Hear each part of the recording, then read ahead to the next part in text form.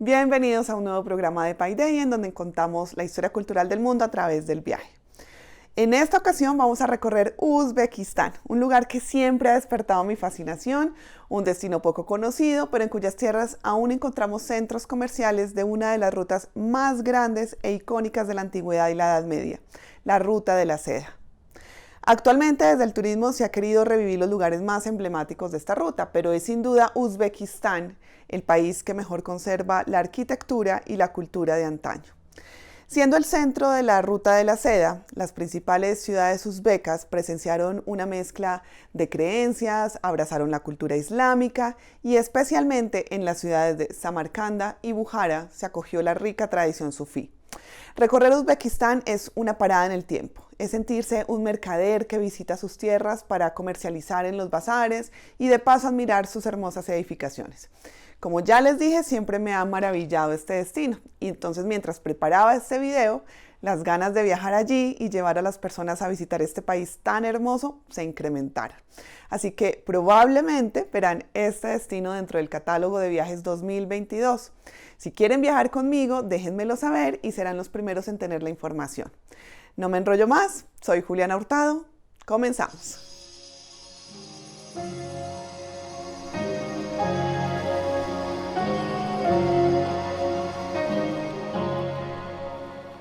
Desde el siglo I a.C., la Ruta de la Seda fue una importante ruta comercial que unía Asia con Europa. Aunque tenían varios caminos, el trayecto más recorrido iniciaba en la ciudad china de Chang'an, atravesaba el corredor de Gansu y Asia Central hasta llegar al Mediterráneo, desde donde se partía a Roma o Alejandría. Pasando por desiertos, mares y montañas, las caravanas guiadas por mercaderes transportaban un sinnúmero de objetos, pero entre ellos el más preciado será la seda. Desde la antigüedad, la seda fue altamente cotizada, siendo un símbolo de poder y riqueza. Su origen se ubica en China y era todo un secreto cómo se obtenía tan luminoso textil, lo que hizo que fuese aún más cotizada. En esos tiempos, los comerciantes estaban dispuestos a recorrer una ruta que duraba entre 2 y 3 años solo para obtener la seda, aunque de paso también se comerciaban especias, cerámica, alfombras, entre otros objetos. La actual República de Uzbekistán era el centro geográfico de la Ruta de la Seda. En su territorio están las dos mayores cadenas montañosas de Asia Central, pero su núcleo territorial es un vasto desierto situado entre los ríos Amundaria y Sirdaria, los cuales a su vez rodean casi por completo el gran valle de Fergana, así como los valles más pequeños del sur. Estos territorios sirvieron de líneas de comunicación naturales para los viajeros, quienes hicieron una ruta a sus orillas. El flujo de visitantes hizo de este lugar una mezcla de diferentes culturas. Contando en la actualidad con más de 100 grupos étnicos, Uzbekistán es un crisol de las comunidades que por allí pasaron. Desde la persa, mongola, turca y europea, hasta la rusa como consecuencia de su historia reciente. Pese a la arquitectura brutalista soviética, algunos de los países postsoviéticos aún conservan las edificaciones de su historia milenaria. Y Uzbekistán es el mayor reflejo de ello. Si se recorre la Ruta de la Seda en sentido oriente-occidente, tras atravesar el valle de Fergana, la primera parada de Asia Central es Tashkent, la actual capital uzbeca.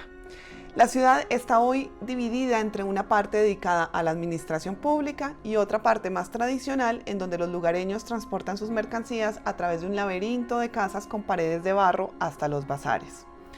Los orígenes de Tashkent se remontan al siglo II a.C., convirtiéndose en siglos posteriores en una parada de la Ruta de la Seda que proveía a los viajeros de alimentos y agua. Cuando en 751 los árabes tomaron el Turquestán, como se le conoce a la zona que actualmente comprende Uzbekistán, Kazajistán y otros países de Asia Central, el asentamiento de Tashkent era un importante cruce de caravanas. Para ese entonces, las tribus turcas se habían paulatinamente mezclado con la población local sin abandonar en su totalidad la conexión cultural que también tenían con Persia. La ciudad fue destruida por el Imperio Mongol de la mano de Gengis Khan en 1219, pero posteriormente fue reconstruida y se convirtió en un destacado centro estratégico de erudición, comercio e intercambio a lo largo de la Ruta de la Seda. Actualmente podemos encontrar en su casco antiguo el complejo de Hazrat Imán del siglo XVI, considerado el mayor centro religioso de Uzbekistán. Formado por 3 mezquitas, 2 madrazas y un mausoleo, se reconstruyó totalmente en 2007. Otro punto por visitar es el mercado Chorsu Bazar, el mercado más antiguo de la ciudad, coronado por una gigantesca cúpula verde. Allí podemos comprar alfombras, cerámicas, vestidos de seda y los halat, abrigos masculinos de terciopelo con bordados de oro. Todo esto en medio de un paisaje lleno de especias y granos. Por último, al visitar Tashkent no podemos perdernos de sus museos. Uno de ellos es el Museo de Amir Timur, dedicado al Gran Tamerlán, máximo conquistador de Asia Central del siglo XV, cuya figura fue reivindicada por Uzbekistán tras la independencia de la Unión Soviética. Otro gran museo es el de la historia del pueblo de Uzbekistán, en donde se expone la historia del Turquestán desde sus primeros asentamientos hace 5.000 años, en conjunto con algunos objetos del zoroastrismo y el budismo. Hemos visto que el mongol Genghis Khan incursionó en lo que actualmente conocemos como territorio uzbeco, pero la mayor y más emblemática administración en este territorio se la llevan los timúridas. Hacia la década de 1370, un jefe tribal que afirmaba ser descendiente de Genghis Khan consolidó un nuevo imperio turco-mongol conocido como Timúrida e hizo de la ciudad Samarcanda su capital. Esta ciudad no es solamente famosa por este mérito, sino que además es la segunda parada que desde Oriente se tiene cuando se llega a Asia Central por la ruta de la seda. Antes de volverse la capital timúrida, Alejandro Magno, cuando visitó la ciudad, dijo: "Todo lo que he oído sobre Samarcanda es cierto, excepto que es más hermosa de lo que jamás imaginé". Siglos después la ciudad fue creciendo aún más, sobre todo porque por medio de la ruta de la seda llegaron los mejores materiales, artesanos y eruditos de la época. Es más, muchos de los canteros y pintores procedían de Persia e India. Con tal afluencia de riquezas, Samarcanda se convirtió en una de las ciudades más grandiosas, no solo de la ruta de la seda, sino también de su época, siendo un punto de encuentro dentro de las numerosas culturas esteparias, originalmente nómadas y seminómadas. Pero lo que más sobresale es la arquitectura islámica, que recrea con sus edificaciones la ilusión de un espacio interior sin límites, en donde se repetían diseños, columnas, arcos, en una composición simétrica y organizada. Especialmente en Samarcanda se desarrolló la producción de cerámica vitrificada que revestía de azul celeste los edificios islámicos de ladrillo cocido. Una muestra de ella es la necrópolis Shaisinda, su nombre significa tumba del rey viviente, haciendo referencia al complejo de habitaciones que rodean la tumba de Qusam ibn Abbas, de quien se dice que trajo el Islam a esta zona en el siglo VII y además era primo del profeta Mahoma. Ahora bien, gran parte del diseño que hoy podemos admirar fue realizado durante los siglos XIV y XV, es decir, durante la época de los timúridas. Especialmente porque en este gran complejo también descansan miembros importantes de la familia de Tamerlán. La necrópolis fue declarada Patrimonio de la Humanidad por la UNESCO, siendo una experiencia imperdible apreciar el azul de las baldosas de mayólica, los mosaicos de azulejos con láminas de oro, la terracota labrada y esmaltada, las maderas talladas y los cristales de oro. Y para acercarnos a este complejo de la mejor manera, debemos considerar que es un importante lugar de peregrinación, así que hay que entrar con mucho respeto y vestir de forma conservadora. De allí pasamos a la construcción más emblemática de los timúridas, por no decir la más importante en la historia de Uzbekistán, y es la Plaza de Registán en Samarcanda. Construida en el siglo XV por orden del nieto de Tamerlán, en ella encontramos 3 madrazas o escuelas para el estudio de la ley religiosa suní. Para su época fue una innovación que las madrazas del Registán fueran instituciones independientes de la mezquita, pero este hecho no fue lo único que impactó. Por sí sola, su arquitectura deja sin aliento a quien la visite. Ahora bien, de las madrazas que podemos apreciar actualmente, solo la madraza de Ulugh-Bek fue construida durante la época timúrida, dado que las otras 2, específicamente la madraza mezquita Tilakari y la madraza de Sirdar o Casa del León, son del siglo XVII, cuando este territorio se encontraba bajo dominio uzbeco. Aún así, estas últimas fueron diseñadas con base en la madraza original, obteniendo como resultado uno de los espacios abiertos más grandes y perfectamente integrados del mundo islámico. Esta sensación de unidad se ve enriquecida por el tratamiento de las superficies, principalmente por sus mosaicos de ladrillo y de azulejos con contrastes geométricos y epigráficos. Y no nos podemos ir de Samarcanda sin visitar el mausoleo del gran Tamerlán, construido en el siglo XV y considerado un referente estético al Taj Mahal de la India. El mausoleo está coronado por una cúpula acanalada azul y decorado con paneles de ónice y escayola en su interior.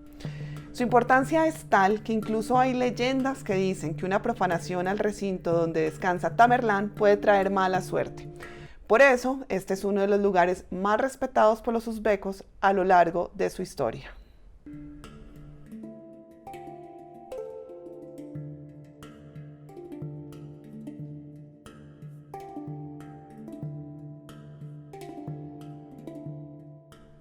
Samarcanda se convirtió en el centro intelectual y cultural de los timúridas hasta cuando llegó un grupo de tribus turco-mongolas conocidas como los chaibánidas uzbecos, quienes hicieron de la ciudad de Bujará su capital. Esta nueva dinastía, que gobernó desde mediados del siglo XV hasta principios del XVII, se convirtió en el referente identitario del Uzbekistán moderno. Desde el siglo XVI, algunos incluso llegaron hasta el siglo XIX, existirán en el territorio 3 kanatos, el de Bujará, el de Jiva y el de Kokán. Pero serán los dos primeros los que más se relacionarán con la ruta de la seda. Hablemos primero de Bujará, el kanato más poderoso. Bujará está situado en el centro de la gran ruta de la seda. Desde la antigüedad miles de mercaderes han pasado por ella y actualmente es una ciudad con más de 2000 años, pero que conserva su encanto de manera casi intacta.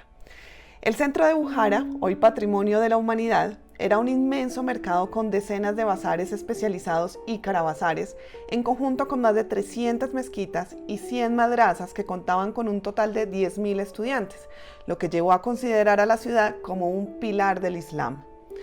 Todavía se mantienen vivos no solo los edificios, sino también muchos de los oficios artesanales de antaño, especialmente las alfombras tejidas de tintes naturales, las prendas bordadas con hilos de oro y las cerámicas de los colores característicos de la ciudad, el verde, marrón y amarillo. En definitiva, llegar a Bujará es detenerse en el tiempo mientras recorremos los bazares y cúpulas dedicadas a la actividad comercial. Entre todos destaco el bazar de los cambistas, el bazar de hierbas y especias y el bazar de los joyeros. Además, al recorrer sus laberínticas callejuelas encontraremos desde los tradicionales santuarios sufíes hasta sinagogas ocultas.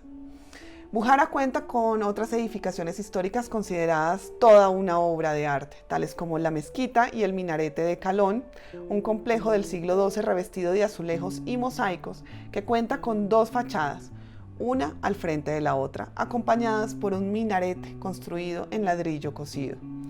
Cuenta la leyenda que cuando Genghis Khan arrasaba Asia Central de camino a Europa, el altísimo minarete de 47 metros de alto que custodiaba el recinto de la mezquita Kalón fue el único edificio que el Khan no destruyó. Este mismo minarete ha llegado hasta nuestros días como el símbolo por excelencia de Bujará.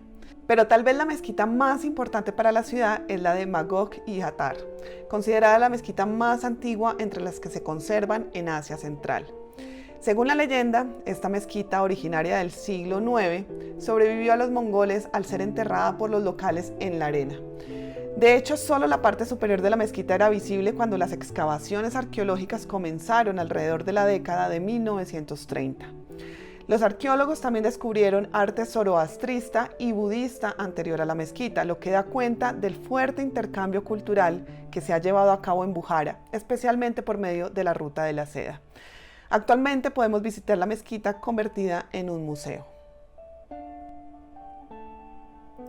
De allí pasamos a El Arca, un complejo real dentro de Bujará. Los restos arqueológicos muestran que fue construida hacia el siglo V como residencia de los grandes jefes de la ciudad. En definitiva, recorrerla es sentir la vida de las personas que levantaron sus hogares a lo largo de la Ruta de la Seda en los primeros años del comercio. Y no nos podemos ir de Bujará sin visitar el Shar Minar, una antigua puerta de entrada a una madrasa hoy destruida, que da cuenta de las influencias artísticas que pervivieron a lo largo de la Ruta de la Seda, especialmente la India y surasiática. En este punto recordemos que habían otros khanes en el territorio del actual Uzbekistán, entre ellos el Kanato de Kaiba, que era todo un oasis literalmente. Resulta que Kaiba se estableció en el oasis de Khosrem, un lugar que históricamente había resguardado a los mercaderes que desde el oriente llegaban a lo que sería la tercera parada de la ruta de la seda uzbeka. Al asentarse permanentemente en el oasis, aproximadamente desde el siglo XVI, los uzbecos de Kaiba empezaron a cambiar su estilo de vida seminómada a uno sedentario guiado por la agricultura. Pero varios siglos antes se dice que el primer hombre que llegó al oasis fue un hijo de Noé, y con su descendencia poblaron una ciudad que para el siglo VIII ya era un importante enclave comercial. Actualmente en la antigua ciudad amurallada de Ikonkala se conservan los mayores tesoros de Kaiba. Declarada Patrimonio de la Humanidad, en la ciudad encontraremos los palacios de los Khan con los jardines destinados a las yurtas, como se conocían a las tiendas de acampar de pastores nómadas, además de minaretes, madrazas y mezquitas bañadas en azulejos. Especialmente recomiendo visitar la mezquita de Juma, en cuya sala de oración hay 212 columnas talladas con diseños zoroastristas e islámicos, y solo la más antigua de las columnas tiene más de 1000 años. Mientras recorremos el gran museo al aire libre que resulta ser Kaiba, no podemos olvidar al Alminar Khalta, un minarete de mediados del siglo XIX que quedó inconcluso. Resulta que el Khan que lo mandó a construir para contemplar el camino entre Kaiba y Bujara murió antes de terminar las obras. Por lo tanto, lo que se supone que iba a ser la edificación más alta de todo el mundo islámico, con 70 metros de alto, terminó siendo de 29 metros. Aún así, el contraste azul y rojo de sus grabados son un gran atractivo que recuerdan la época en que el camino de la ruta de la seda que atravesaba Asia Central comenzó su desuso. De hecho, ese es el camino que más vida tuvo. Durante cerca de 2000 años, caravanas, mercaderes, culturas, religiones e ideas atravesaron Asia Central dejando una especial marca en Uzbekistán.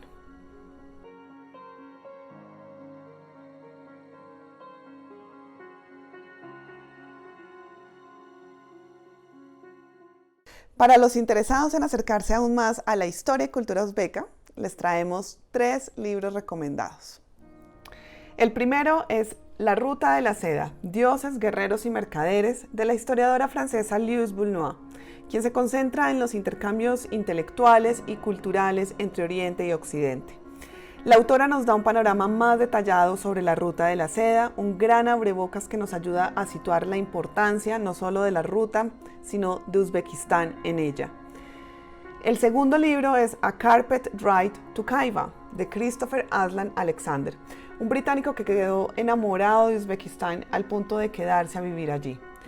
El libro es una carta de amor a Kaiba, otorgándonos de primera mano las sensaciones que puede experimentar un visitante al sumergirse en una cultura que al principio puede parecer lejana, pero que atrae por su historia, arte y tradiciones. El libro tiene como telón de fondo alfombras olvidadas y escenas sacadas directamente de Las Mil y Una Noches. Acompañado por un loro, un gato y una familia uzbeca, el autor relata sus esfuerzos por redescubrir el arte perdido de la tejeduría tradicional de Kaiba. El tercer y último libro es una novela de Amin Maalouf titulada Samarcanda, en honor a un manuscrito que lleva el nombre de esta antigua ciudad y que contiene el tan aclamado Rubaiyat del poeta, astrónomo y geómetra persa Omar Khayyam. La narrativa se concentra en la vida del persa y su relación con el fundador de la secta de los asesinos y con el gran visir del sultán y protector de Omar. Es sin duda una gran manera literaria de acercarnos al mundo oriental con las disputas religiosas y políticas de esa época que enmarcan los devenires de los mercaderes que atravesaban Asia Central. Sin duda, Uzbekistán es de esas joyas escondidas que guarda la legendaria Ruta de la Seda. Del país se ha hablado principalmente sobre su pasado soviético y su transición política, pero es momento de posicionarlo como uno de los destinos más apetecidos de Asia Central, en donde es posible sentir la historia de miles de personas que atravesaron sus caminos y otras que se quedaron para edificar construcciones en honor a sus creencias y culturas. Recuerden que con Paideia encontrarán las mejores experiencias de viajes culturales, así que una vez más, si quieren viajar conmigo a Uzbekistán, déjenmelo saber. También los invito a visitar nuestra página web para conocer los próximos viajes, cursos y actividades culturales. Si les ha gustado este video, den me gusta y por favor déjenme sus comentarios. No olviden suscribirse al canal. Soy Juliana Hurtado, muchas gracias por estar ahí y hasta la próxima.